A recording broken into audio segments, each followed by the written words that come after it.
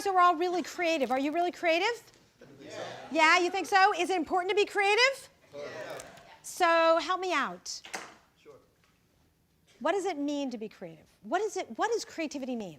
Either creating new things or finding creative or innovative ways to use existing things differently than originally done. Super. So using old things in new ways or coming up with some new ways to do things. Super. What else? Creativity. What is it? Yes? Making your dreams a reality. Making your dreams a reality. I love that. What else?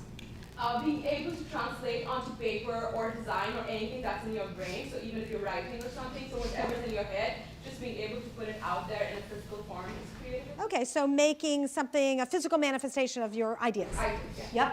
Yep. Recruiting people are more creative than you. Oh, recruiting people are more creative. Okay, so I love this. Here, yes? Being true to yourself and expressing that. Expressing yourself. So, yeah? Thinking like a child. Thinking like a child. So here's the thing.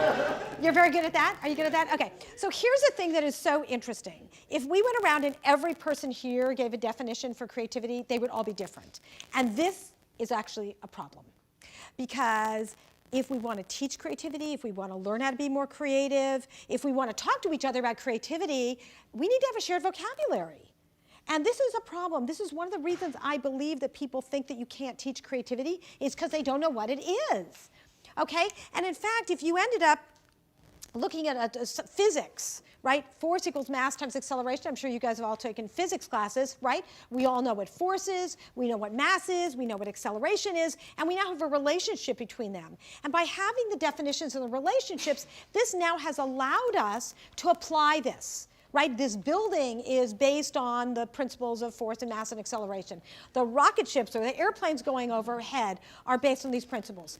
It is our responsibility, if we want to really understand creativity, to have the same sort of rigor that we have in physics, in math, in biology, even in music, right? We have these definitions. So you ready to go on this little journey with me? As I've been working on this last few years, I teach classes on creativity and innovation and entrepreneurship at Stanford, and I realized that this was a huge stumbling block, is the lack of a clear vocabulary around these concepts. So you want to understand what I've been thinking about? Yeah. Okay, super.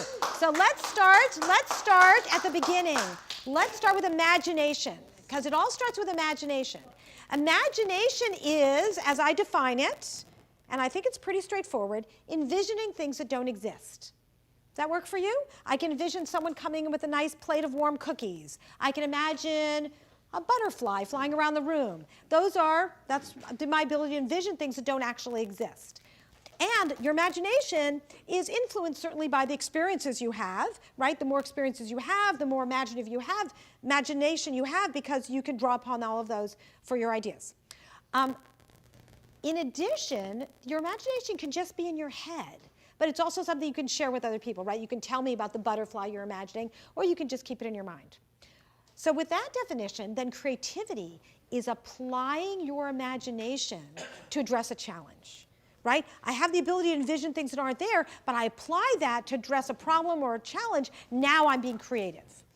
To be innovative requires you to apply your creativity to come up with unique solutions. You notice each one is the application of the one before, and so entrepreneurship is applying innovation to bring your ideas to the world.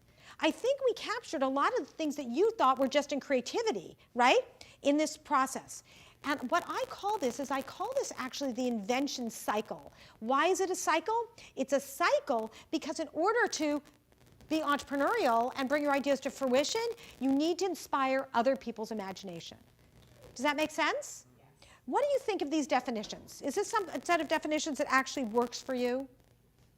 Right, where you have this hierarchy of skills? I consider it's like learning how to talk, right? Babies naturally babble. They then apply that to learn how to make words. They apply the words to make sentences and the sentences to make stories. And those stories, right, end up inspiring other people to tell other stories. So this is the set of definitions and relationships that I've put together. Now, once you have the set of definitions and relationships, there's something cool you can do. You can now start parsing them and looking at the attitudes and the actions that have to happen along the way in order to move to the next level. So you want to see what happens there? Okay, great.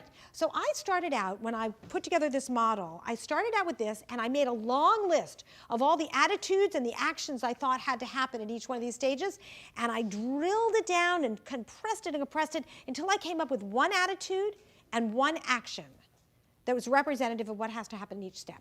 So let's start with imagination. Let's go back. Imagination requires engaging and envisioning. It means you need to engage with the world and then envision what might be different. Now, what's interesting and surprising about this is actually that people usually do it the other way around. They think that what they should be doing is sitting and envisioning something and then engaging, right? I'm going to envision what I'm going to do in the world, and then I'm going to engage in making it happen. But it's actually the other way around is what works. Before something is your passion and something you want to get engaged with, it's probably something you know nothing about. So you start out by essentially engaging with the world, trying lots of things, experimenting, and then saying, oh, that's a place where I can make a contribution. So, for example, you could be a waiter at a restaurant. If you're a waiter, right, you could just go through life not paying attention to anything, and you could just sort of do your job, serving everybody coffee.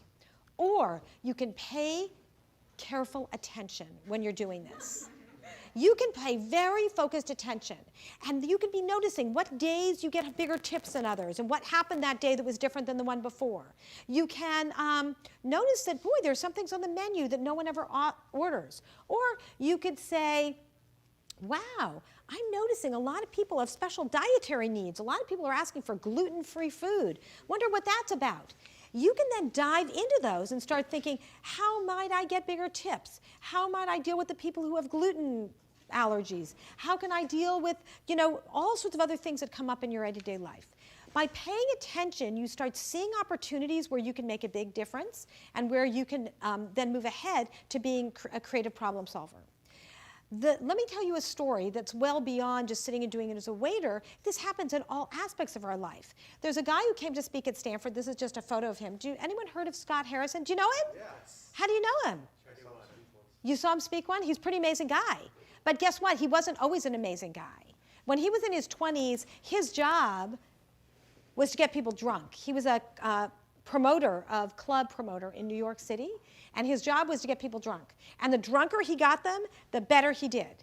And what ended up happening is that he was so good at this that he became a drug addict, an alcoholic. He had all sorts of horrible addictions, and one day he woke up and said, my life is a total mess. I need the opposite of my life. And he said, I'm going to go out of my way to do something to help people in the world. And he wrote letters to all of these charities around the world asking to volunteer. And they all wrote back to him and said, no way. You don't look like someone who can contribute. But he kept writing letters until finally one organization wrote back to him. It was an organization called Mercy Ships. And they invited him to go on a ship with him if he paid his way. Okay? And so he paid his way to go to Liberia. He had to look up on a map to see where it was. He didn't even know where it was. And when he got there, his job was to take pictures sort of the experience because he had some background when he was in college in photojournalism. So he got there and was shocked. He had no idea how many people are stricken with diseases that come from bad drinking water. He learned that 800 million people on the planet don't have access to clean drinking water, and he decided he was going to do something about it.